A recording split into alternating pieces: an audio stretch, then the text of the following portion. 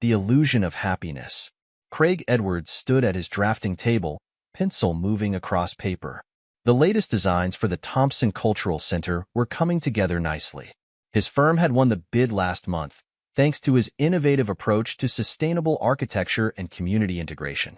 Yet as he worked, his mind drifted to Corinne's upcoming promotion party.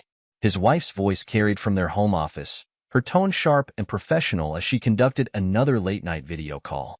Those numbers aren't good enough. I need the team to push harder if we want to maintain our market position. Craig glanced at his watch, 9:45 p.m. These late calls had become increasingly frequent over the past few months. He set down his pencil and rolled his shoulders, deciding to make her a cup of tea. As he passed the office door, he caught fragments of her conversation. "Wesley, I appreciate your support on this.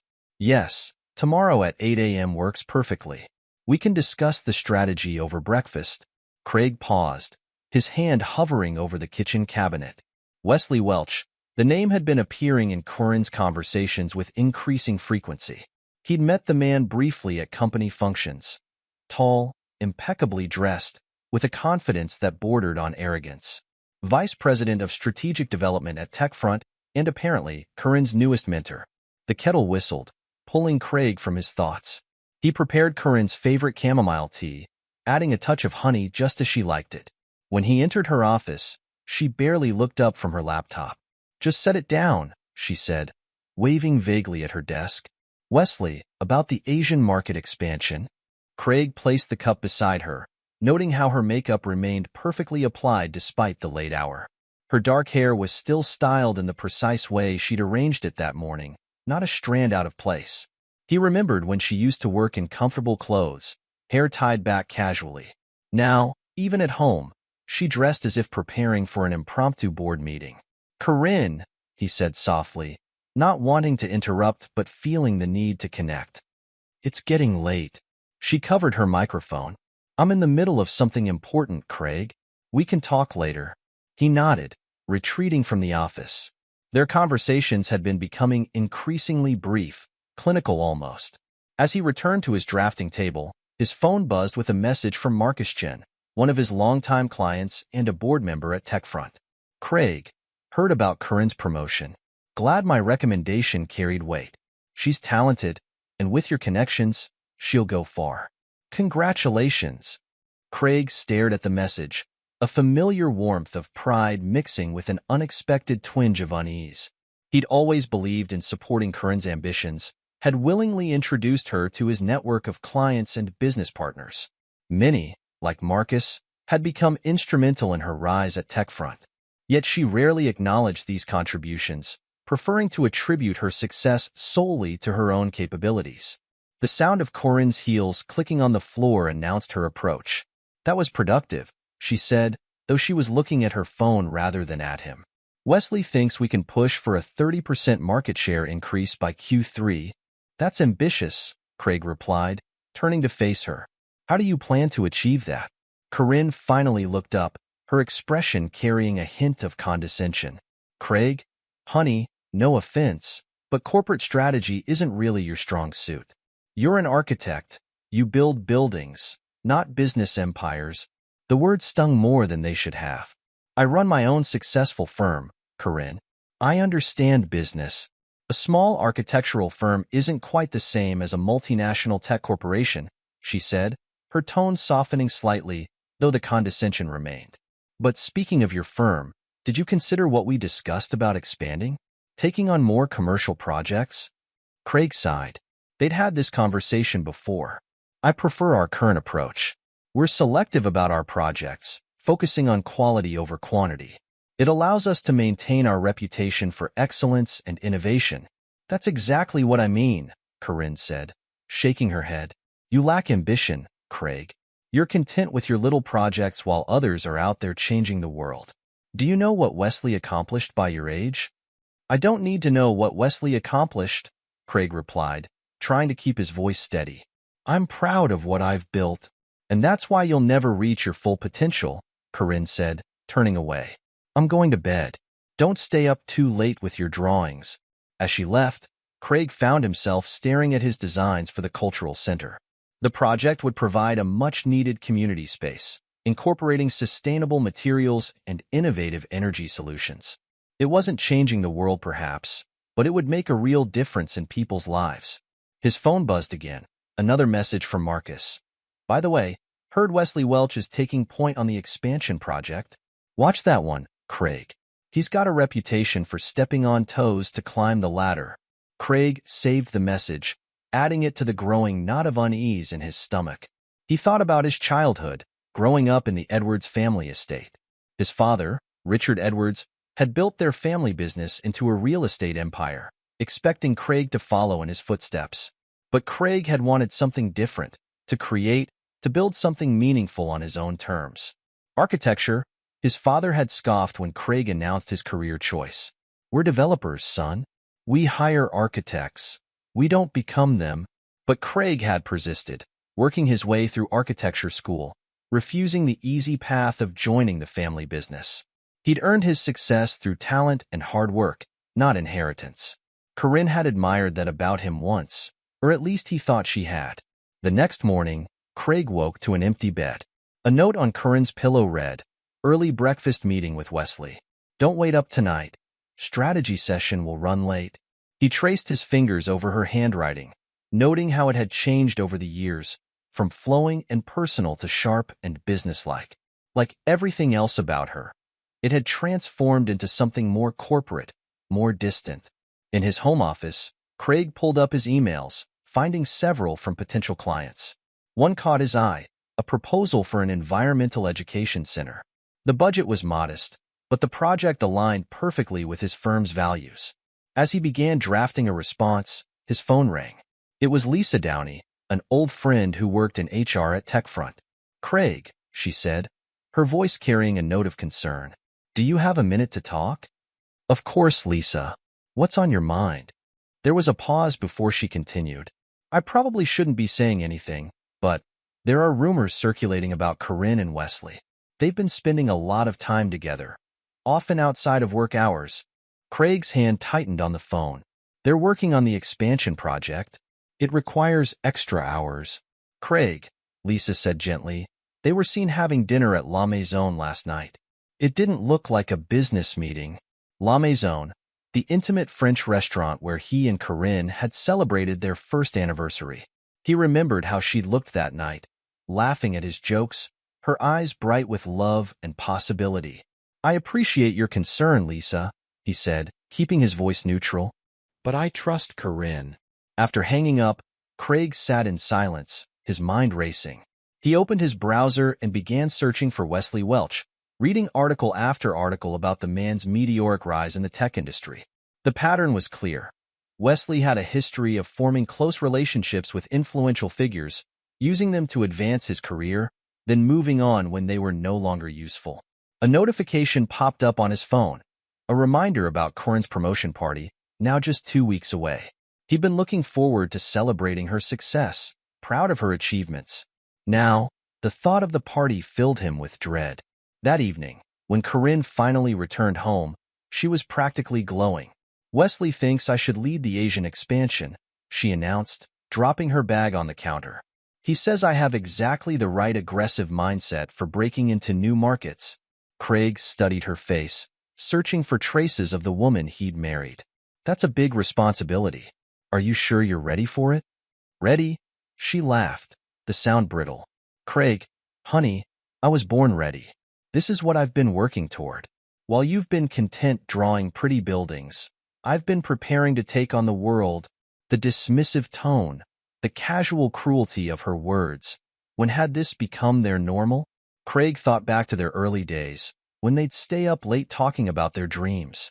Corinne had been ambitious even then, but she'd also been kind, supportive, excited about his passions as much as her own. "I remember when you used to love my pretty buildings," he said quietly. "You used to say they gave you hope for a better future." Something flickered across Corinne's face, perhaps regret, perhaps just annoyance. "We all grow up, Craig. Some of us just grow up faster than others." She checked her phone, her expression brightening. "Wesley's invited us to a networking event next week. Don't worry about trying to keep up with the conversation. Just smile and try not to embarrass me." As she headed upstairs, Craig remained in the kitchen, listening to the sound of her heels on the stairs. Each click seemed to echo with finality, marking the death of another small piece of their marriage. He pulled out his phone and opened his banking app, beginning the process of separating his accounts from their joint ones. Then he composed a message to his family's lawyer, requesting a discreet meeting. If his suspicions were correct, if Lisa's warnings were valid, he needed to be prepared. The old Craig might have confronted Corinne directly, might have fought for their marriage with honest words and open emotions. But watching his wife transform into someone he barely recognized had changed him too. If there was one thing he'd learned from growing up in the Edwards family, it was how to play the long game. He would watch, he would wait, and he would gather his evidence. And when the time came, he would be ready. Chapter 2: Whispers of Betrayal. The networking event was held at the Metropolitan Club, its marble halls filled with the quiet murmur of power and influence. Craig adjusted his tie, feeling oddly out of place despite his familiar surroundings. He'd attended countless such events over the years, but tonight felt different. Corinne moved through the crowd with practiced ease, her red dress drawing admiring glances. Wesley Welch appeared at her side as if by magic, his hands settling on her lower back with casual intimacy. "Craig," Wesley nodded, his smile not quite reaching his eyes. "Glad you could make it, though I imagine these tech industry conversations might be a bit over your head." Before Craig could respond, Corinne laughed. "Oh, Craig doesn't mind. He's used to being the quiet one at these events." She turned to Wesley, her voice dropping to a conspiratorial whisper. "Did you see the response to our preliminary market analysis?" Craig drifted away from their conversation, accepting a glass of scotch from a passing waiter. He observed how Corinne leaned in when Wesley spoke, how their bodies seemed to unconsciously mirror each other's movements. The signs were there, written in a language of subtle gestures and shared glances. "Well, if it isn't the youngest Edwards rebel," a familiar voice said behind him. Craig turned to find Lisa Downey, elegant in a black cocktail dress. Her presence was a welcome relief from the tension. "Lisa," he smiled, genuine warmth in his voice. "I didn't expect to see you here. HR gets invited to the fancy parties too. Sometimes," she said, then lowered her voice. "Though I'm surprised to see you here, given the circumstances." Craig's grip tightened on his glass. What circumstances would those be? Lisa glanced around before leading him to a quieter corner. "Craig, you know I care about you. That's why I have to tell you. The rumors about Corinne and Wesley aren't just rumors anymore. They've been seen together at the Waterfront Hotel. Multiple times. The Waterfront Hotel, upscale, discreet, perfect for extramarital affairs." Craig took a long sip of his scotch, letting the burn ground him. "How long?" "At least 2 months, from what I've heard. But Craig, there's more. Wesley's done this before. At his last company, he had an affair with a married executive. Once he got the promotion he wanted, he ended things. She had a breakdown, almost lost everything." Craig watched as Wesley led Corinne onto the dance floor, their movements perfectly synchronized. "Thank you, Lisa. I needed to know. What are you going to do?" "Nothing. Yet." Craig finished his scotch. "But I would appreciate if you could keep me informed of any other developments." Lisa touched his arm gently. "Just be careful, Craig. Corinne's changed. She's not the person we used to know." As if to prove Lisa's point, Corinne's laugh carried across the room, harder, sharper than it used to be. She was telling a story to a group of executives, gesturing animatedly. "And Craig just couldn't understand why I wanted to push for more," he heard her say. "He actually suggested I take a vacation instead of accepting the promotion. Can you believe it?" The executives chuckled, and Wesley added, "Some people just can't handle real ambition. They're content to stay in their safe, small worlds." Craig felt something harden inside him. The next morning, he made 2 calls. The first was to a private investigator recommended by his family's lawyer. The second was to Marcus Chin. "Marcus," he said when his friend answered, "I need a favor. Can you get me access to TechFront's internal communication systems?" There was a pause. "Craig, that's not exactly legal. I'm not asking for anything confidential. Just access to public folders, email logs, meeting schedules. Things any employee could see. Another pause. This is about Corinne and Wesley, isn't it? You've heard the rumors too? Craig. Everyone's heard the rumors. I'll see what I can do. But be careful. Wesley's got friends in high places. Over the next week, Craig built his case. The private investigator provided photographs, Corinne and Wesley entering the waterfront hotel, sharing intimate dinners, holding hands in secluded cafes. Marcus's access revealed hundreds of late-night emails, private meeting requests, suspicious gaps in their schedules that aligned perfectly. Meanwhile, Corinne grew increasingly distant. She barely came home, and when she did, she spent most of her time on the phone with Wesley. The expansion plan is brilliant, Craig overheard her say one evening. You're brilliant, Wesley. I don't know what I'd do without you. Her voice carried a warmth that Craig hadn't heard directed at him in months. He added the recording to his growing file of evidence. One night, as Craig sat in his home office reviewing the investigator's latest report, Corinne appeared in the doorway. You're still up, she said, sounding irritated. Don't you have work tomorrow? I do, Craig replied, carefully closing his laptop. How was your dinner meeting? Productive. Wesley thinks we should accelerate the timeline on the expansion. Wesley thinks a lot of things. Corinne's eyes narrowed. What's that supposed to mean? Nothing, Craig said, standing up. Just an observation. You spend a lot of time with him. He's my mentor, Craig. He believes in me. He supports my ambitions, unlike some people. I've always supported your ambitions, Corinne. I've introduced you to half the people who made your career possible. She laughed, the sound cold and dismissive. Oh, please. I earned everything I have through hard work and talent. Don't try to take credit for my success just because you're feeling insecure. Craig studied her face, the perfectly applied makeup, the practiced expression of superiority. You really believe that, don't you? That you did this all on your own? I don't have time for your jealousy, she said, turning away. Some of us have real work to do. Wesley's expecting my analysis of the Asian markets by morning. I'm sure he is, Craig murmured, but she was already gone. Chapter 3. The Promotion Party and Public Humiliation.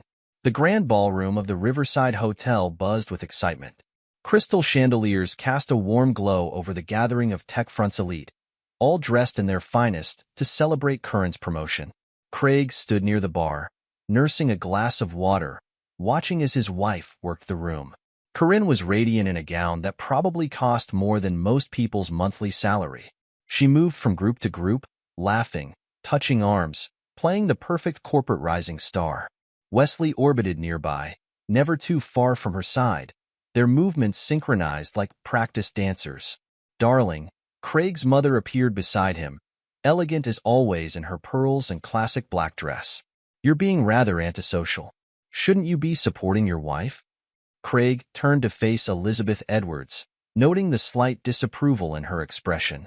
Hello, Mother. I wasn't aware you were coming. Corinne invited me. She's doing remarkably well for herself, isn't she?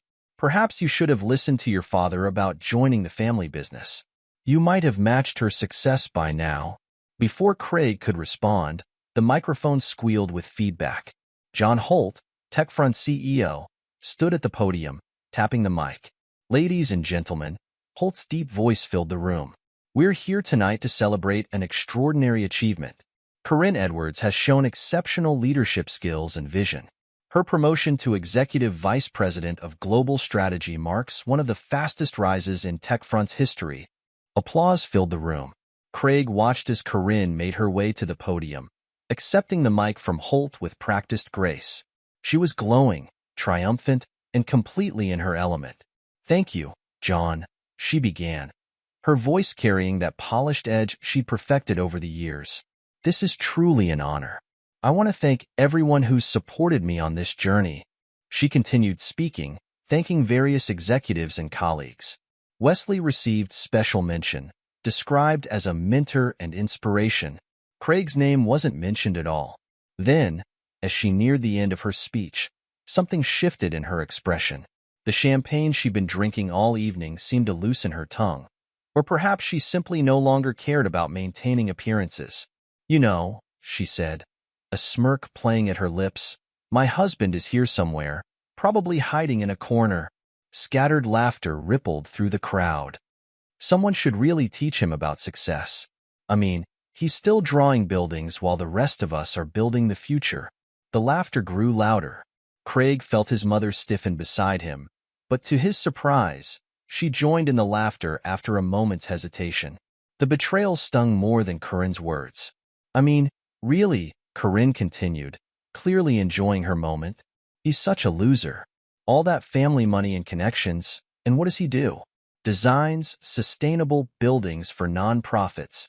She made air quotes around the word sustainable, earning more laughter. Craig stood perfectly still, his face a mask of calm. In his pocket, his hand closed around the divorce papers he'd been carrying for the past week, waiting for the right moment. Then John Holt stepped forward, taking the mic from Corinne's hand. His expression was unreadable, but there was a steely glint in his eyes. Actually, he said, his voice cutting through the lingering laughter, I feel compelled to set the record straight. Corinne, your promotion wasn't solely based on your performance, impressive as it may be. Your husband's connections, particularly his relationship with several board members, were instrumental in your advancement. The room fell silent. Corinne's smile froze, then cracked slightly at the edges. In fact, Holt continued, seemingly oblivious to the tension, Craig's recommendation through Marcus Chun was what first brought you to our attention. His family's influence and his personal relationships with key investors have opened many doors for you. Corinne's face had turned pale, her knuckles white around her champagne glass. Wesley, who had been standing nearby with a self-satisfied smile, suddenly looked uncomfortable. Craig moved then, walking purposefully toward the podium. The crowd parted before him, whispers following in his wake. He reached into his pocket and withdrew the envelope containing the divorce papers. Corinne, he said, his voice carrying in the silent room. Since you're so concerned about success, let me demonstrate how to execute a clean exit strategy. He handed her the envelope, then took the mic from a startled John Holt. Ladies and gentlemen, Craig began, his voice steady. I apologize for interrupting the festivities, but since my wife has chosen to make our personal life a subject of public discussion, allow me to add a few details she neglected to mention. He turned to face Corinne directly. While you've been building your career on my connections, you've also been building a relationship with Wesley Welch. The waterfront hotel keeps excellent security footage, by the way. Very high resolution. Gasps and murmurs rippled through the crowd. Wesley took a step backward, his face draining of color. The divorce papers are quite straightforward, Craig continued. I'm sure your lover can recommend a good attorney, though he might be too busy dealing with his own issues soon. Corinne finally found her voice, her words coming out in a hiss. I'll destroy you in court, Craig. You have no idea what I'm capable of. Craig met her gaze calmly. Actually, I do. That's why I've spent the last few months documenting everything. Every meeting, email, hotel visit. But please, feel free to try. He set the mic down and walked away, leaving chaos in his wake. As he reached the exit, he heard his mother's voice calling after him, but he didn't turn back. The first act of this drama was over, but he knew the real battle was just beginning. In the hotel lobby, he paused to send 2 text messages. The first was to Lisa. Thank you for being a true friend. The second was to his father. You were right about one thing. I did learn something from the family business. Never underestimate the importance of keeping receipts. As he stepped out into the night, Craig felt lighter than he had in months. The illusion of his marriage had finally shattered, but at least now he could see clearly. The time for denial was over. Whatever came next, he was ready. Chapter 4. The Fallout. The silence in Craig's car contrasted sharply with the chaos he'd left behind at the Riverside Hotel. His phone buzzed incessantly, messages from colleagues, friends, and family members reacting to the evening's events. He ignored them all, focusing on navigating through the city streets. Behind him, the hotel's grand entrance still bustled with activity. Through his rearview mirror, he caught glimpses of guests departing in hurried clusters, their excited chatter no doubt centered on the spectacular implosion of Corinne and Wesley's carefully constructed facade. His phone rang, Lisa Downey's name flashing on the screen. He switched on the Bluetooth. Craig? Are you okay? Lisa's voice carried genuine concern. I'm fine, he replied, his voice steady. How bad is it inside? Chaos. Corinne's locked herself in the bathroom with her phone. Wesley's trying to damage control, but nobody's buying his explanations. The CEO looks like he's ready to fire everyone involved. Craig made a right turn, heading toward his family's law firm. And my mother? A pause. She's actually defending you, telling everyone how Corinne took advantage of the Edwards family name and connections. It's quite a turnaround. Interesting, Craig murmured. Listen, Lisa, I need you to document everything that happens in the next few days.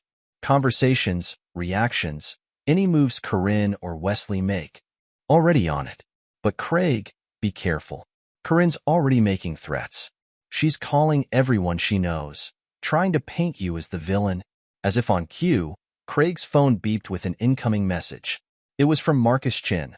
Corinne's contacting board members, claiming you fabricated evidence of the affair to sabotage her career.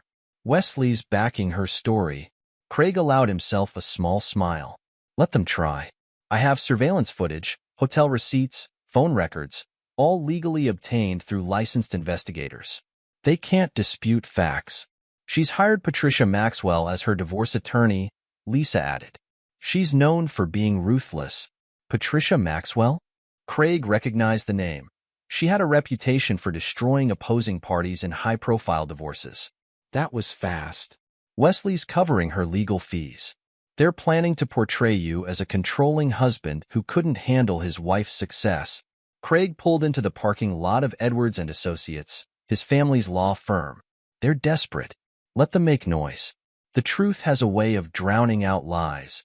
Inside the firm's offices, Craig found his father's personal attorney, James Morrison, waiting despite the late hour. The older man's expression was grim as Craig entered his office. I saw the video, Morrison said, gesturing to his tablet. Someone live-streamed the whole thing? Craig sat down heavily in the leather chair. How bad is the coverage? It's trending on social media. Corporate gossip blogs are having a field day. But that's not our primary concern. Morrison pulled up several documents on his screen. Corinne's attorney has already filed for an emergency hearing. They're claiming emotional abuse and attempting to freeze your assets. They won't succeed, Craig stated flatly. I've already separated our accounts, legally, through proper channels. Everything is documented. Morrison nodded approvingly. Good. But this is just the beginning. They'll try to destroy your reputation, your business. A knock at the door interrupted them. Craig's father, Richard Edwards, entered the office, his imposing figure filling the doorway. Son, he said, his voice carrying an unusual note of respect. I have to admit, I underestimated you. That was a masterful display of control. Craig met his father's gaze. I learned from the best. Though I doubt you approve of the public spectacle. On the contrary, Richard settled into a chair. Sometimes public demonstrations are necessary to establish dominance. But now we need to discuss strategy. Corinne will try to use our family's reputation against you. She already is, Morrison interjected, showing them his phone. Her legal team is preparing a statement claiming Craig used his family's influence to sabotage her career when she tried to assert her independence. Richard's expression hardened. She's forgetting who she's dealing with. The Edwards family protects its own. I don't need family interference, Craig said firmly. I can handle this. This isn't about pride, son. This is about survival. Corinne and Wesley will try to destroy everything you've built. You need allies. Before Craig could respond, his phone buzzed with an urgent message from one of his firm's partners. Wesley's contacting our major clients, suggesting your personal issues might affect project deliveries. 3 clients already called expressing concerns. Craig felt a cold anger settle in his chest. They were moving faster than he'd anticipated, targeting his business relationships.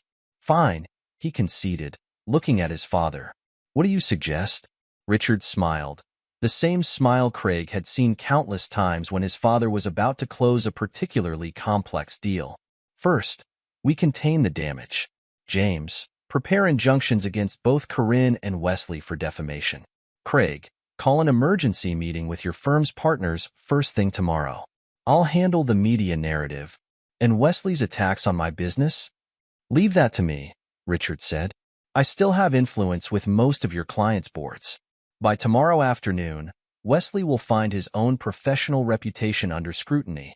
The next morning, Craig arrived at his firm to find his employees gathered in the conference room, their expressions a mix of concern and curiosity. He had barely slept, spending most of the night preparing for this moment. I know you've all heard about last night's events, he began, his voice steady.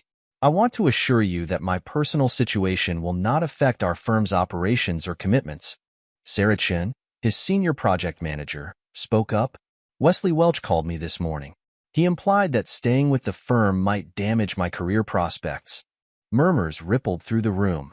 Craig noted the concerned faces, the uncertain glances. Mr. Welch is currently facing his own professional challenges, Craig replied carefully. By the end of today, his ability to influence anyone's career will be severely limited. As if on cue, his phone lit up with a news alert. TechFront launches internal investigation into executive misconduct. The article mentioned both Wesley and Corinne by name. The day unfolded in a blur of meetings, calls, and strategic moves. Craig's father proved true to his word. By afternoon, most of Craig's clients had received calls from influential board members, reassuring them of Craig's integrity and competence. Then, just as Craig was reviewing project timelines with his team, Lisa called. Craig, you need to see this. Corinne just tried to access the firm's server using her old emergency passwords. Our IT team caught it, but she managed to download some files. Craig felt his jaw tighten. What files? Preliminary designs for the Children's Hospital project. She's trying to prove you stole the concept from a competitor. That's impossible. We developed that design from scratch. All our documentation proves it. I know, but... Craig, there's more. Wesley just had a meltdown in the office. He threatened to deal with you personally. He seemed unhinged. Craig ended the call and immediately contacted his security team. If Wesley was desperate enough to make threats, he might be desperate enough to act on them. His instincts proved correct. That evening, as Craig left his office, Wesley was waiting in the parking garage. The man's usual polished appearance was disheveled, his eyes wild. You ruined everything, Wesley snarled, advancing toward Craig. Your evidence is fake. I'll prove it. Craig stood his ground, aware of the security cameras recording everything. Think carefully about your next move, Wesley. Assault charges won't help your current situation. Wesley swung anyway, a clumsy, rage-fueled punch that Craig easily sidestepped. As Wesley stumbled, police officers emerged from their hidden positions. Craig had anticipated this confrontation and prepared accordingly. As the officers led Wesley away in handcuffs, Craig received another call from Lisa. Corinne's been fired, she said without preamble. The board received anonymous evidence of multiple ethics violations. She's claiming you orchestrated it all. Craig watched the police car drive away with Wesley. She's half right. I didn't orchestrate anything. I just made sure the truth came to light. They'll keep coming after you. I'm counting on it, Craig replied. This is just the beginning. Chapter 5. The trap is set. Craig sat in his home office, reviewing the dossier his private investigators had compiled on Wesley Welch. The man's history revealed a pattern: ambitious projects, questionable methods, and a trail of discarded allies. He's predictable, Craig murmured, making notes. Desperate for success, willing to bend rules, but not smart enough to cover his tracks properly. His phone buzzed, a message from his father. Board meeting at TechFront just ended. Wesley's been suspended pending investigation. He's desperate for a win. Perfect timing. Craig opened his laptop and began composing an email to his network of business contacts. The message was carefully crafted, mentioning a new investment opportunity in passing, just enough to pique Wesley's interest when the information inevitably reached him. The trap was elegant in its simplicity. Craig had spent weeks setting up a shell company, Quantum Horizons, supposedly developing revolutionary quantum computing technology. The documentation was impeccable, the business plan flawless, and the potential returns astronomical. His phone rang. Marcus Chin again. Wesley's asking questions about quantum horizons, Marcus reported. He's particularly interested in the series of funding round. Craig allowed himself a small smile. And I told him exactly what you suggested, that it's a closely guarded opportunity, limited to select investors. He's practically salivating. Good. Make sure he understands the time pressure. The funding round closes in 2 weeks. He'll bite, Marcus assured him. He's already leveraging everything he can to raise capital. But Craig, are you sure about this? If he realizes it's a trap, he won't. His own greed will blind him. Besides, everything about Quantum Horizons is technically legal. It's just a company that won't perform as projected. The next phase required careful timing. Craig arranged for Wesley to receive detailed investment prospectuses, technical specifications, and market analyses, all meticulously crafted to withstand scrutiny while containing subtle flaws that would only become apparent too late. Lisa called with updates from TechFront. Wesley's getting desperate. He's been calling in favors, trying to secure loans. Some people are questioning his judgment. And Corinne? Still living with him. But things are tense. She's realizing her options are limited. Most companies won't touch her after the scandal. Craig leaned back in his chair, contemplating his next move. Keep watching. They'll both get more reckless as pressure mounts. He wasn't wrong. Over the next week, Wesley made increasingly frantic moves to secure investment capital. Craig's sources reported him taking out personal loans, liquidating assets, and even attempting to redirect company resources. The trap tightened gradually. Each time Wesley expressed doubts, Craig arranged for him to receive seemingly independent verification of Quantum Horizons' potential. Prestigious tech blogs published glowing previews. Industry experts, carefully selected and compensated, praised the company's innovation. During this time, Craig maintained his normal routine, focusing on his architectural firm and staying above suspicion. He even took on a high-profile sustainable housing project, ensuring public attention remained on his professional achievements rather than his personal drama. Then came the call he'd been waiting for. Wesley Welch himself, reaching out through an intermediary. Mr. Edwards, the man's voice carried forced politeness. I believe we may have mutual interests regarding Quantum Horizons. Craig kept his tone neutral. Mr. Welch, this is unexpected. I'd like to discuss investment opportunities. Perhaps over lunch? I wasn't aware you were still in a position to make such investments. Wesley's response came quickly, too quickly.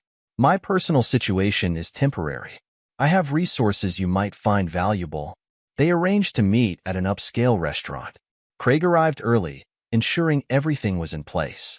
Hidden cameras would record their conversation, and witnesses would later confirm Wesley's desperate eagerness to invest. Wesley arrived looking polished but strained. The suspension from TechFront had clearly taken its toll. I'll be direct, Wesley said after ordering. I want in on Quantum Horizons. I can contribute significant capital. Craig raised an eyebrow. The funding round is nearly closed. And given recent events were unfortunate, Wesley interrupted. But business is business. I have liquid assets ready to invest. How liquid? Craig asked, knowing the answer. Wesley named a figure, one that Craig knew represented nearly everything he owned, plus money he'd managed to borrow. Impressive, Craig nodded. Though I have to ask, given your current professional situation, how did you secure such resources? Wesley shifted uncomfortably. I have methods. Nothing illegal, just creative financing. Craig pretended to consider while Wesley grew increasingly anxious. Finally, he nodded. I'll speak to the board. No promises, but I'll see what I can do. As Wesley left the restaurant, visibly relieved, Craig received a message from his investigator. Target took the bait. Multiple financial transfers detected, some from questionable sources. Everything was proceeding according to plan. Over the next few days, Craig authorized Wesley's investment in Quantum Horizons through a series of carefully structured transactions. Each step was documented, each decision apparently made by independent parties. Meanwhile, Corinne remained surprisingly quiet. Craig's sources reported her spending hours in conversations with Wesley, presumably planning their next moves. She had to know they were running out of options. She's still dangerous, Lisa warned during one of their update calls. She's been meeting with people from your past. Digging for dirt? Let her dig, Craig replied. She won't find anything she can use. The final phase of the trap was ready. Craig arranged for Quantum Horizons to announce a major technological breakthrough, sending Wesley into a frenzy of additional investment. Then, precisely on schedule, the first signs of trouble appeared. A technical review questioned the company's claims. A financial audit raised concerns about methodology. Wesley, already heavily invested, threw more money at the problems, exactly as Craig had predicted. He's remortgaged his house, Lisa reported. Corinne's furious. They had a huge fight in the parking lot today. Craig watched the dominoes fall, each piece moving exactly as planned. Wesley's desperate attempts to salvage his investment only drew him deeper into the trap, while Corinne's growing realization of their precarious position created exactly the kind of tension he'd anticipated. The stage was set for Act Two's final chapter.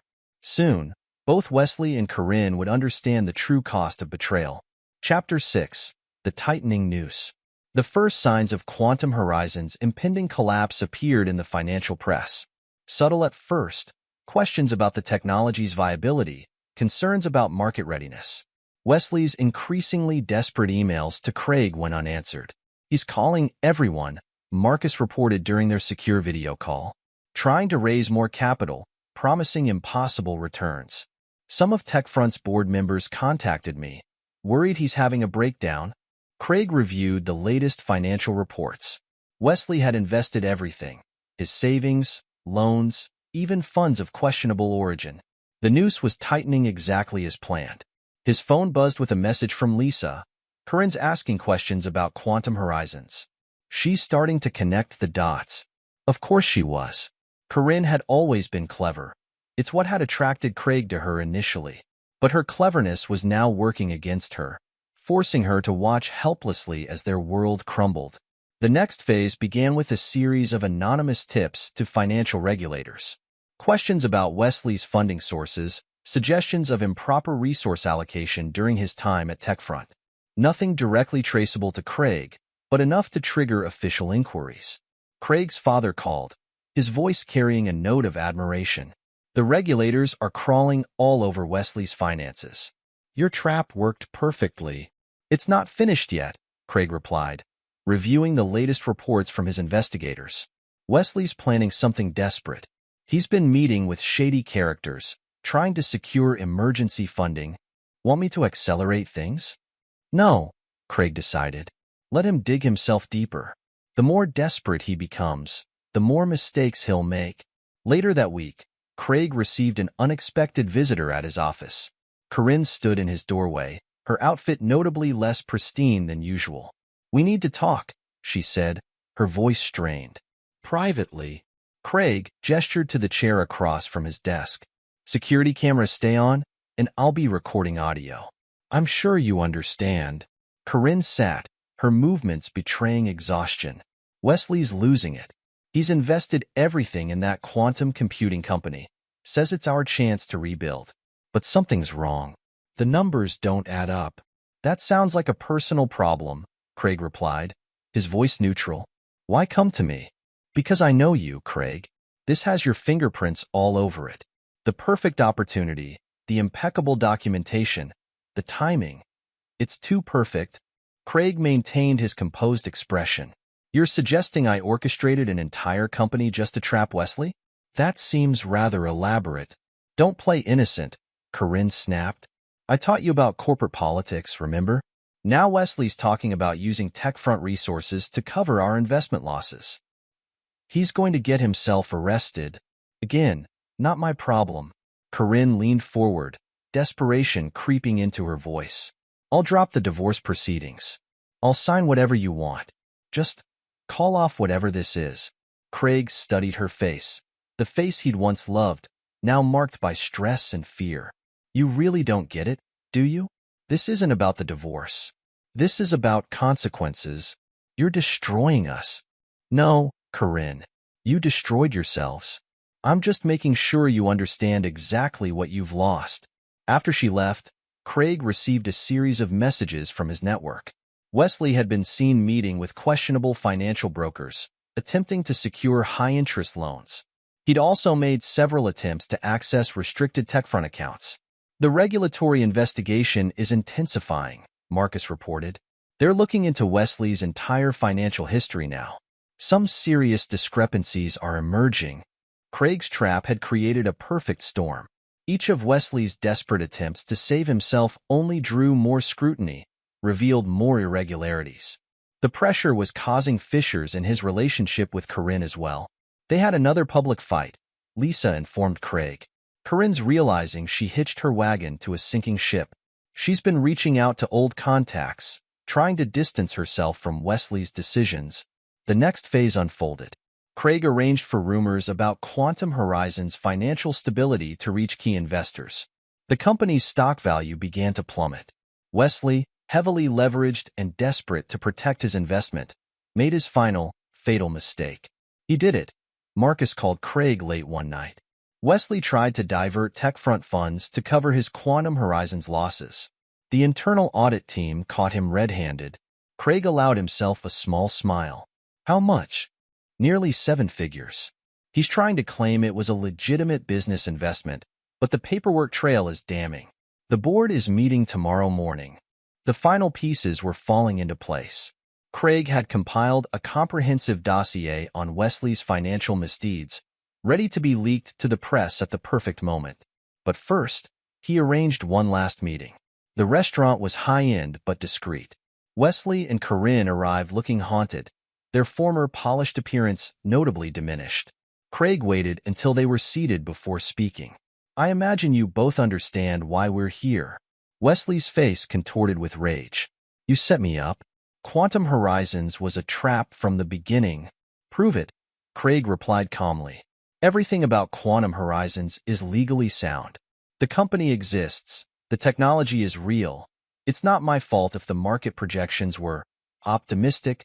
You orchestrated this whole thing, Corinne accused. You destroyed our lives. Craig opened his briefcase, removing several folders. No, you destroyed your own lives. I just provided the opportunity. He slid the folders across the table. These contain evidence of Wesley's financial misconduct, including his recent attempt to misappropriate TechFront funds. The authorities already have copies. Wesley's face went pale. You can't prove anything. I can prove everything, Craig corrected him. But that's not why we're here. I'm offering you both one chance to minimize the damage. Corinne reached for the folders with trembling hands. What do you want? A full confession from both of you. Everything. The affair, the attempted character assassination, Wesley's financial schemes. Sign it, and I'll help ensure the criminal charges focus solely on the financial aspects. Refuse, and I'll make sure everyone knows exactly how deep the corruption goes. Wesley started to object, but Corinne cut him off. We'll sign. We don't have a choice, do we? You always had choices, Craig replied, sliding the confession documents across the table. You just made the wrong ones. As they signed the papers, Craig reflected on the journey that had brought them here. The trap had worked perfectly, but it had required him to embrace a coldness he never knew he possessed. He had become someone else, someone calculated, ruthless, effective. Wesley and Corinne left the restaurant separately, both broken in different ways. Craig remained, finishing his drink and reviewing the signed confessions. Tomorrow, the media would receive anonymous tips about Wesley's financial misconduct. TechFront's board would distance themselves from both Wesley and Corinne. Their professional reputations, carefully built over years, would crumble in days. The price of revenge had been high, not in money or resources, but in the transformation it had required. Craig Edwards, the idealistic architect who believed in creating beauty and value, had become someone else. Someone who understood that sometimes destruction was necessary for justice. As he left the restaurant, Craig received one final message from Lisa. It's done. Wesley's been formally charged. Corinne's been named as a person of interest in the investigation. They're finished. Craig didn't reply. Act 2 of this drama had reached its conclusion. The trap had sprung, the noose had tightened, and his enemies had fallen. But as he drove home through the quiet streets, he wondered about the cost of victory, not to them, but to himself. Chapter 7. The Fall of the Wicked. The news of Wesley Welch's arrest dominated the business headlines. Craig watched the coverage from his office, noting how the media painted Wesley as a fallen star, a cautionary tale of ambition gone wrong. The security footage of Wesley being led out of TechFront's offices in handcuffs played on repeat across financial networks. Lisa's voice came through his speakerphone. The charges are serious. Securities fraud, misappropriation of company funds, attempted embezzlement. The prosecutor's building a strong case. And Corinne? Craig asked, reviewing the latest reports from his investigators. She's in full damage control mode, but it's not working. The media's connecting her to everything. The affair, the financial misconduct, the attempted corporate espionage. Her reputation is toxic. Craig opened his email to find a message from Patricia Maxwell, Corinne's high-powered attorney. Mr. Edwards, in light of recent developments, my client wishes to discuss settlement terms. They're desperate now, Craig told Lisa. Maxwell knows they've lost all leverage. What are you going to do? Craig drafted a quick response to Maxwell. I'll meet with Corinne. Alone. No attorneys present. The meeting was set for the following morning at Craig's office. Corinne arrived looking notably different from her corporate powerhouse days. Her clothes replaced by simpler attire, her confident stride now hesitant. You've won, she said without preamble. Wesley's facing prison. My career is over. What more do you want? Craig slid a document across his desk. A full confession. Everything, the affair, your attempts to destroy my reputation, your knowledge of Wesley's financial schemes. Sign it and we can end this. Corinne picked up the document, her hands trembling slightly. And if I refuse? Then I release the complete dossier I've compiled. Emails, text messages, hotel receipts, financial records, everything. The media will have a field day. You really have become ruthless, Corinne said, studying his face. What happened to the kind man I married? He died the night you called him a loser in front of 200 people, Craig replied coldly. The man sitting here is the one you created.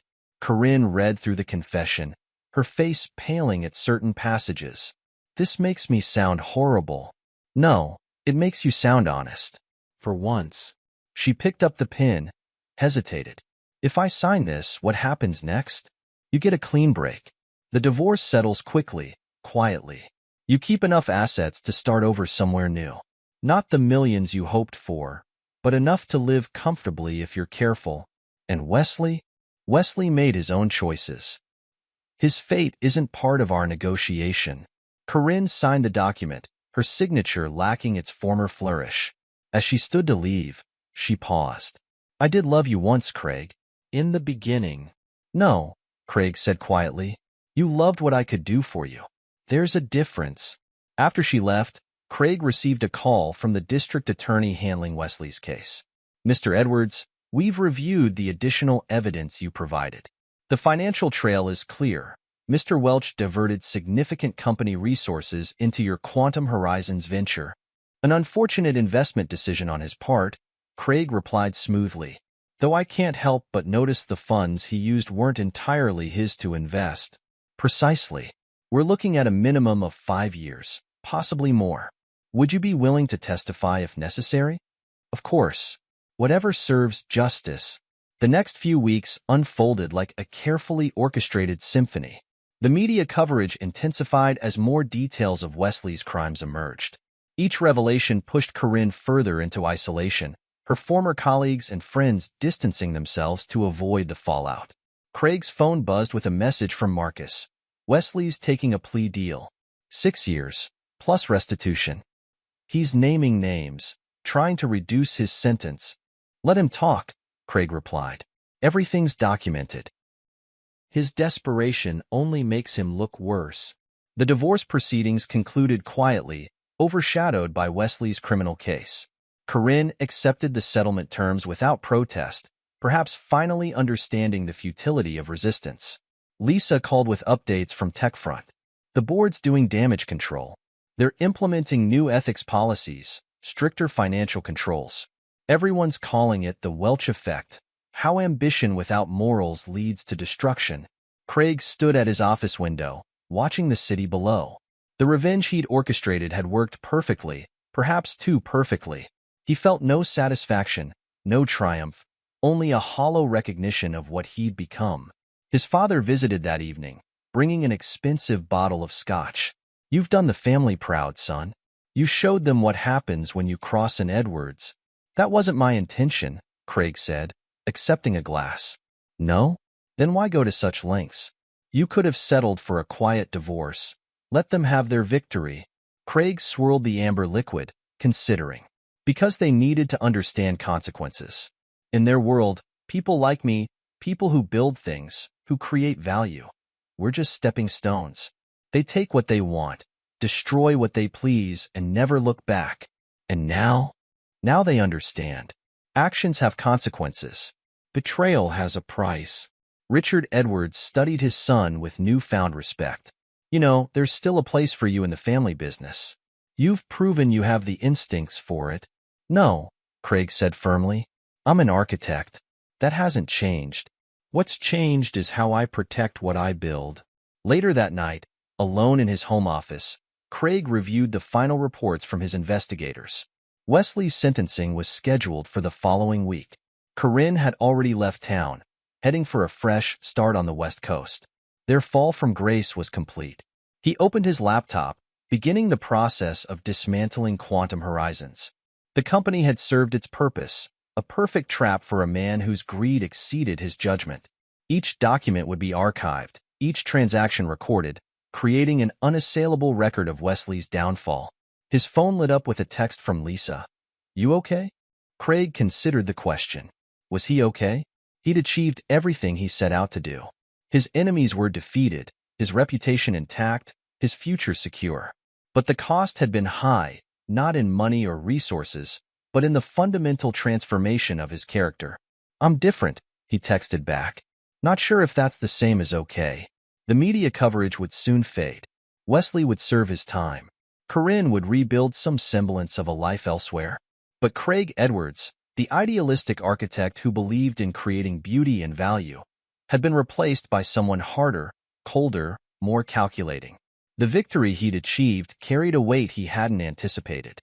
The price of revenge wasn't measured in dollars or years, but in the pieces of his humanity he'd sacrificed along the way. Chapter 8. Rebuilding. 6 months after Wesley's sentencing, Craig sat in his father's study, reviewing plans for a joint venture between their firms. The Edwards family name, combined with Craig's architectural expertise, had created new opportunities neither had anticipated. "The Sustainable Development Initiative is generating significant interest," Richard said, studying the proposals. "Your reputation for ethical business practices, combined with our resources.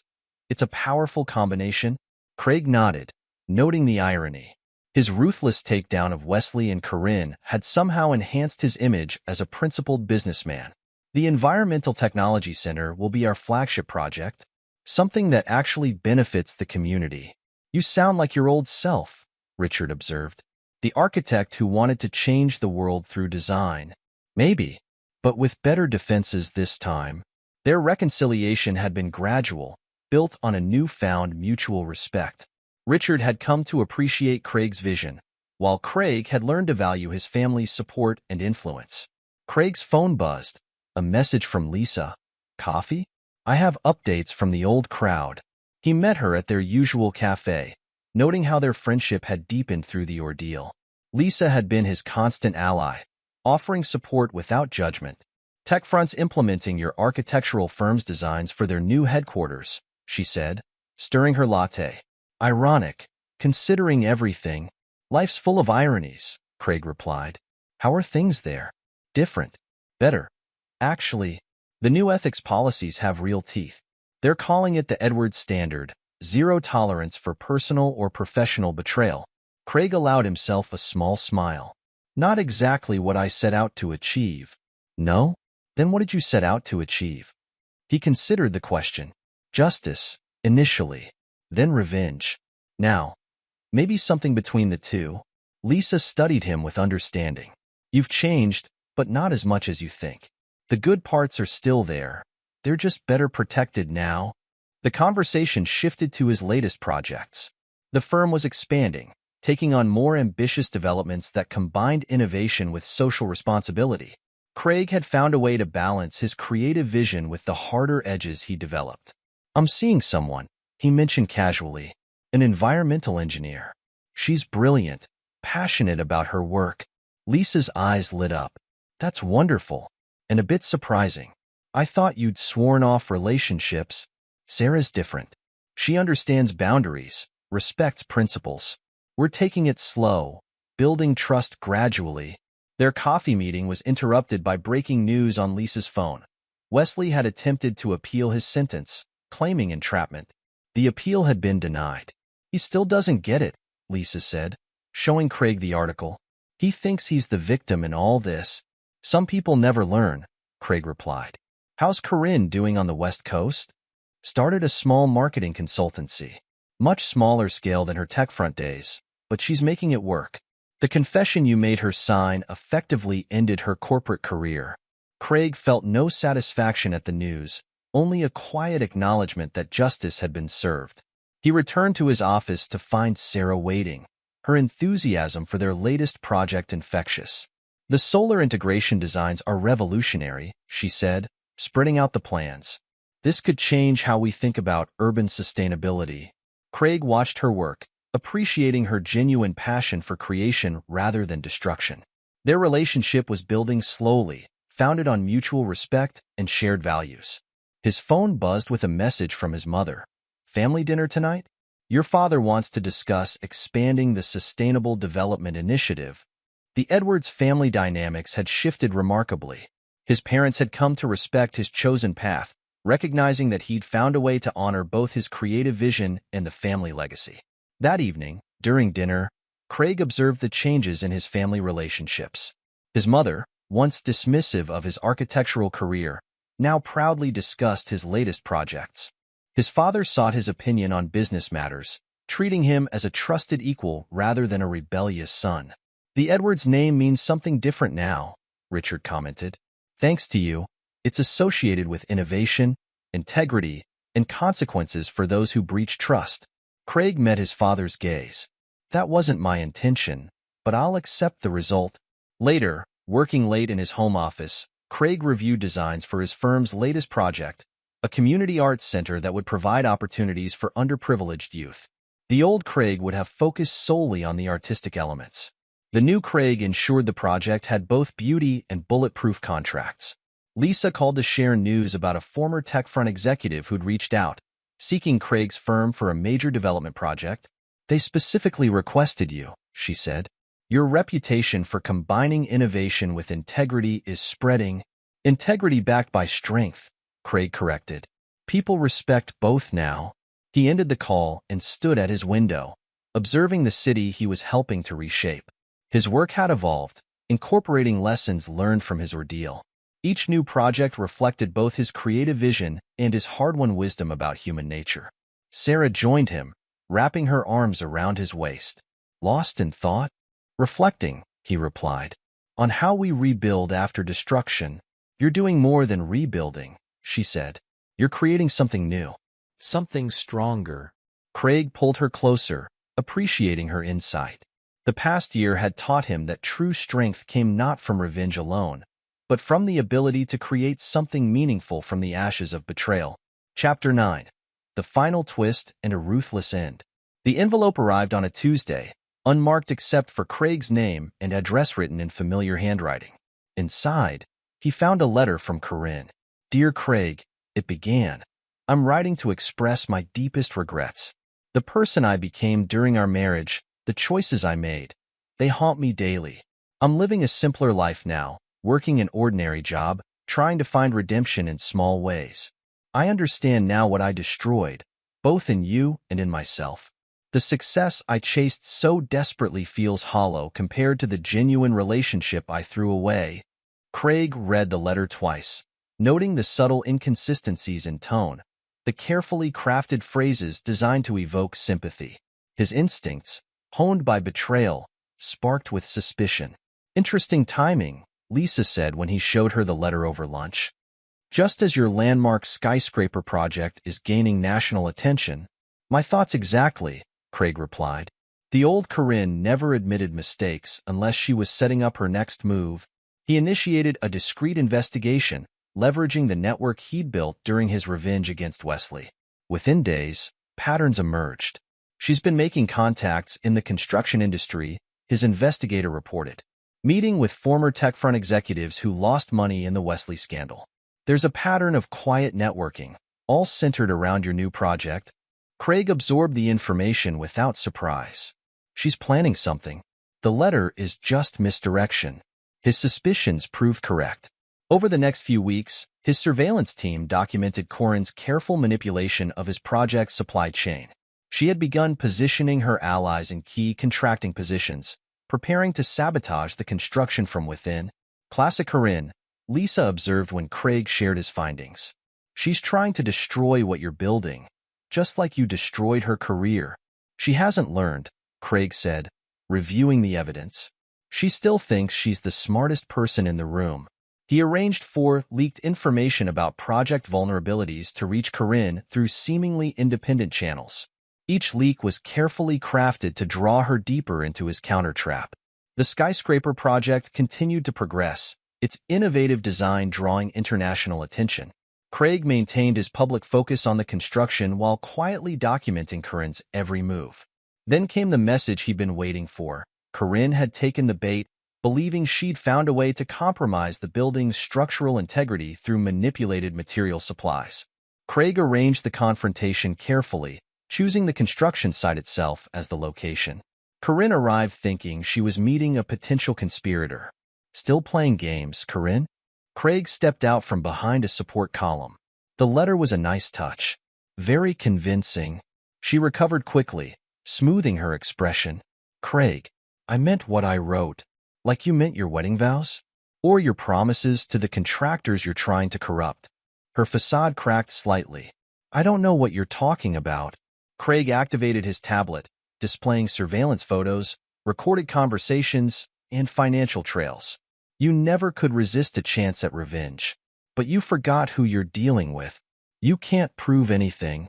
I already have. The authorities have everything. Your meetings, your attempts to compromise the project, the money trails. But I'm not pressing charges. Corinne's eyes narrowed. Why not? Because destroying you legally would be too easy. Instead, I'm going to let you live with the knowledge that you failed. Again, that you'll never be able to rebuild your life because I'll always be 3 steps ahead, watching, waiting. You're a monster, she whispered.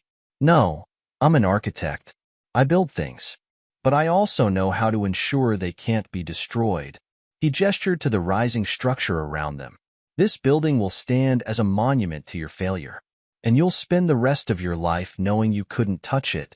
Craig walked away, leaving Corinne standing alone amid the construction. He took the elevator to the top floor, stepping out onto what would become an observation deck. The city spread out before him, a testament to human ambition and creation. His creation. The skyscraper would indeed stand as a monument, not just to his professional success, but to his transformation from a trusting idealist to someone who understood the true cost of power. Lisa joined him later as he reviewed the final structural plans. You knew she'd try something like this, she said. Not really a question. Corinne's predictable in her unpredictability, Craig replied. She always needs to have the last word, the final victory. She never understood that true power comes from creation, not destruction. And now she understands that she'll never win. That all her schemes, all her plots, will always fail because I'll always be ready. Lisa studied his profile against the city backdrop. You've become something else entirely, haven't you? I've become what I needed to be, Craig answered, his gaze fixed on the horizon. The cost was high, but necessary. The skyscraper rose over the following months, each floor a testament to innovation and precision. Craig supervised personally, ensuring Corinne's attempted sabotage hadn't left any lasting vulnerabilities. Sarah often joined him on these inspections, her environmental engineering expertise adding another layer of excellence to the project. Their relationship had deepened, built on mutual respect and shared vision. You never talk about her, Sarah said one evening as they reviewed sustainability metrics. Corinne, the woman who changed you. Craig considered his response carefully. She didn't change me. She revealed what I was capable of becoming. There's a difference. The building's completion ceremony approached, drawing media attention from around the world. Architectural magazines praised its innovative design. Environmental groups celebrated its sustainability features, and business journals analyzed its economic impact. On the morning of the ceremony, Craig received one final letter from Corinne. Inside was a single sentence. "You've won completely." He shredded the note without response. Victory wasn't the point anymore.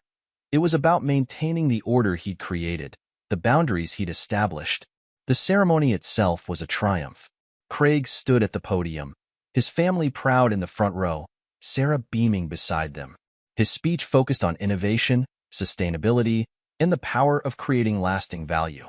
Later, alone on the observation deck, Craig reflected on his journey. The idealistic architect who began this story had been transformed into someone harder, more ruthless, yet still dedicated to building rather than destroying. The price of this transformation weighed heavily: the loss of innocence, the embrace of calculated ruthlessness, the knowledge that he could never fully return to who he was. But as he gazed out at the city he was helping to reshape, Craig acknowledged that perhaps this was always his destiny. Lisa found him there, as she often did in moments of reflection. "Penny for your thoughts?" "I was just thinking about costs and benefits," Craig replied. "About whether the ends justify the means. And do they?" Craig turned from the view, meeting her gaze. "The means shape the ends, Lisa. I chose to become someone who could not only create but protect what he creates. The cost was my innocence. The benefit is never being vulnerable again." As night fell over the city, Craig's skyscraper stood as both achievement and warning, a monument to creation and consequence, to ambition and retribution. In its soaring heights lay the story of a man who learned that true power comes not from revenge alone, but from the ability to build something lasting from the ashes of betrayal. The old Craig Edwards had died in a hotel ballroom, humiliated by a faithless wife. The man who emerged was something else entirely, an architect not just of buildings, but of justice, consequence, and calculated retribution. Standing atop his creation, Craig accepted both his triumph and its cost. He had become someone who could not only dream of touching the sky, but ensure that those dreams could never be torn down. The price of this transformation would always be with him, a constant reminder that sometimes the greatest achievements require embracing the darkness within. The city lights sparkled below, a testament to human ambition and the eternal dance between creation and destruction. Craig Edwards, architect and avenger, stood at the intersection of both, forever changed but undefeated, his legacy written not just in steel and glass, but in the consequences of daring to betray those who build the future. Epilogue.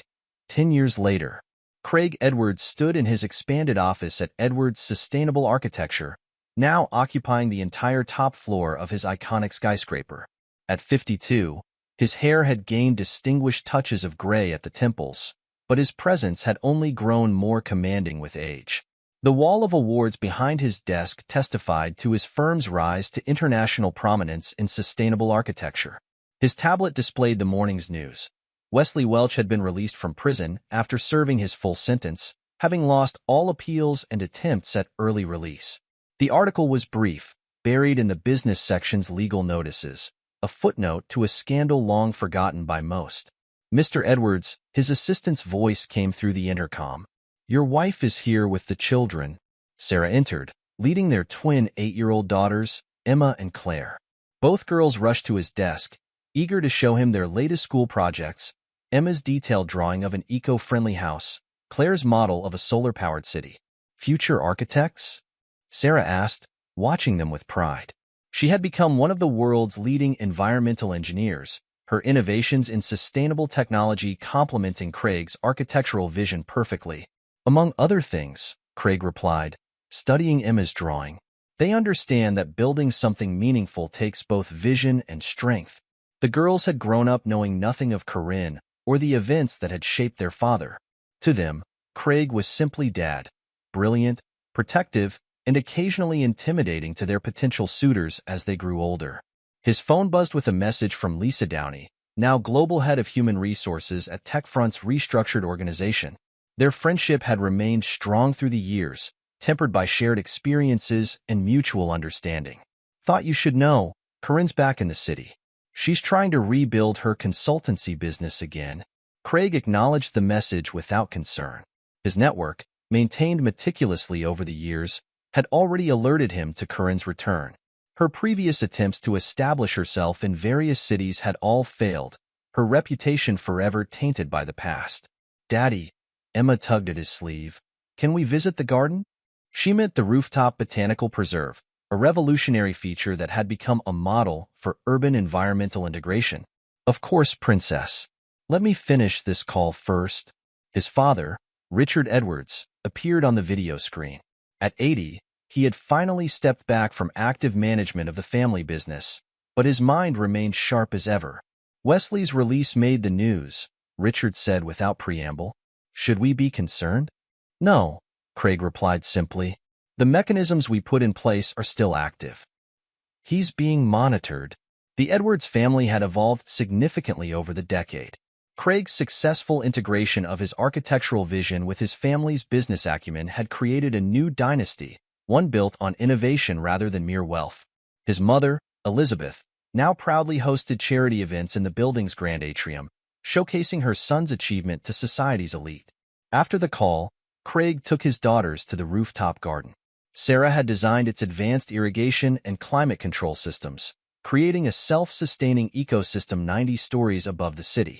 As the girls explored the pathways, Craig received another message, this one from Marcus Chin, who had become TechFront's CEO after the company's post-scandal reformation. "Wesley tried to schedule a meeting. Claims he has a revolutionary tech startup idea. I declined." Craig's network had expanded far beyond its original scope. His combination of architectural innovation and ruthless business instincts had created an informal alliance of corporate leaders who understood the value of both creation and protection. Later that evening, during a charity gala in the building's grand hall, Craig observed the fruits of his transformation. The event attracted global business leaders, all eager to associate with the Edwards brand of ethical innovation. Sarah worked the room with practiced ease, her brilliant mind matching her social grace. Lisa arrived fashionably late, her position at TechFront having made her one of the most respected voices in corporate ethics. "You'll never guess who applied for a mid-level position today," she said, joining Craig at his table. "Corinne?" Through a subsidiary of her new consultancy. The system flagged her immediately. Craig sipped his water, remembering a time when such news would have stirred stronger emotions. Standard protocols? Already implemented. Her application was declined due to policy conflicts. No direct confrontation necessary. The systems Craig had built over the years worked with quiet efficiency. His influence extended through legitimate business channels, making direct intervention unnecessary. Corinne's attempts to rebuild her career consistently met with polite but firm rejection across multiple industries. Sarah joined them, having concluded a discussion about their latest joint project, a series of self-sustaining community centers in developing nations. Their partnership had grown stronger through shared values and complementary skills. "The Singapore contract is confirmed," she announced. The environmental impact studies exceeded expectations. Their professional collaboration had become legendary in architectural circles. The Edwards-Chun sustainability model, named for Sarah's innovations, had revolutionized urban development practices worldwide. Craig's phone lit up with a notification from his security team. Wesley had been spotted near the building, apparently studying it from the public plaza. The decade-old security protocols activated automatically, tracking his movements while maintaining discreet distance. "Should we be concerned?" Sarah asked, noting Craig's slight frown. "No," he replied, tucking the phone away. "Just keeping informed." Their daughters joined them, having finished their homework in Craig's private office. Both girls showed their father's analytical mind and their mother's environmental consciousness, but tempered by a warmth Craig had rediscovered through family life. As the gala continued, Craig reflected on the journey that had brought him here. The idealistic architect he'd once been had died in that hotel ballroom, replaced by someone harder but ultimately more effective. His revenge against Corinne and Wesley had been complete, but its true value lay in the lessons learned. the understanding that power came from building systems that prevented betrayal rather than merely punishing it. The next morning, Craig reviewed reports from his global projects. The Edwards Architectural Group had offices in 12 countries, each combining innovative design with strict ethical standards. His reputation for both creative brilliance and implacable strength had created a unique brand of corporate influence. Lisa called during his project review. Wesley's been making rounds with venture capitalists, trying to fund his supposed startup. Everyone's politely declining. As expected, Craig replied. The networks he'd built ensured that certain doors would remain permanently closed to both Wesley and Corinne. No confrontation needed, no direct action required, just the quiet operation of influence and reputation. Sarah entered his office with their latest project designs, a revolutionary urban renewal initiative that would transform abandoned industrial areas into sustainable communities.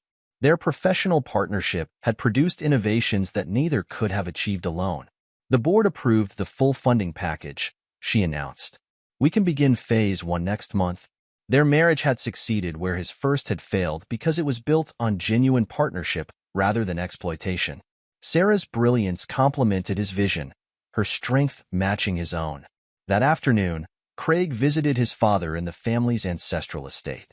Richard Edwards had mellowed with age, his former corporate ruthlessness tempered by pride in his son's achievements. "You've built something remarkable," Richard said, watching his granddaughters play in the garden. "Not just the buildings, but the legacy." "I learned from both our successes and failures," Craig replied. "The importance of creating lasting value while maintaining absolute control." The Edwards family name had evolved under Craig's influence. Where it once represented mere wealth and power, it now stood for innovation, sustainability, and unshakable integrity. His transformation had reshaped not just his own life but his entire family's dynasty. Later that week, Craig received word that Corinne had left the city again, her latest attempt at re-establishment having failed as quietly as all the others. Wesley's venture capital meetings had produced similar results, polite rejection without explicit confrontation. During dinner at home, Emma asked about his early career, curious about how he'd become successful. Craig shared carefully selected stories, teaching his daughters the importance of both creation and protection without burdening them with the darker aspects of his past. "The key," he told them, "is to build something that makes the world better while ensuring it can't be torn down by those who don't understand its value." Sarah squeezed his hand under the table, understanding the layers of meaning in his words. Their children were growing up in a world where they could create freely but would never be as vulnerable as their father once was. The following morning, Craig stood on his building's observation deck, watching the city wake up. Lisa joined him, their decade-long friendship having deepened into family-like closeness. "Any regrets?" she asked, knowing the weight of the past never fully lifted. "Not about the results," Craig replied. "The cost was high, but necessary. We built something that matters." His phone buzzed with updates from his global projects, sustainable developments rising across continents, each incorporating lessons learned from his journey. The Edwards legacy would continue through his daughters, who would inherit not just wealth and power, but the understanding of how to use both wisely. Sarah's voice came through his earpiece. "The Tokyo team needs your input on the cultural center design."